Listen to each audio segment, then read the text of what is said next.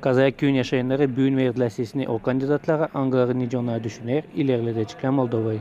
Nice geçer seçimler Kazayak'ta anlattı seçim büronun başı Tatyana Varban.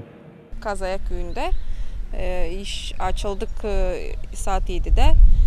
Bu vakıda kadar geldi 25%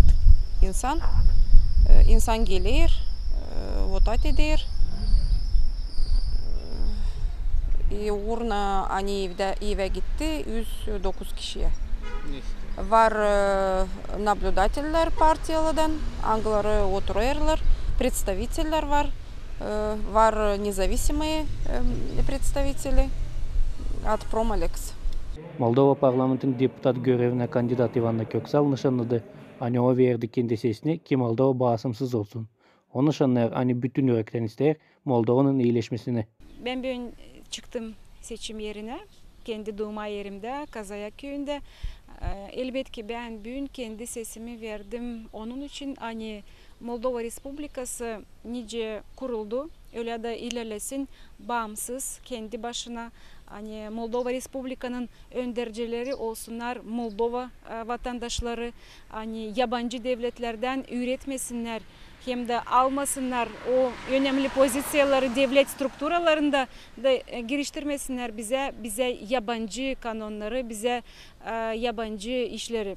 Onun için ben bütün yürekten Moldova'nın bağımsızlığı için, Moldova'nın ilerlemesi için hem ekonomik tarafından hem başka sferalarından Moldova'nın iyileşmesi için sesimi verdim.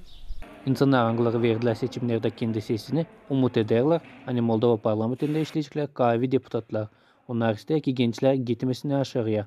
Her zaman savaşır seçmeye öyle insanlar hani düşünsünler narodu, prostoy narodu, uşakları, gençleri, onlara gençlere iş olsun. Hani ona istemesine gitme, kendi doğduğu yerlerinden uzaklara dursunlar, kendi ailelerinden, analarından, babalarından. Bir isteğim söylemeyen uşaklar tabii ki burada olsunlar, olsun işleri kazansınlar, burada hani yakışını yaşama o zarplata değil, hani rejbi, çiftçi olma.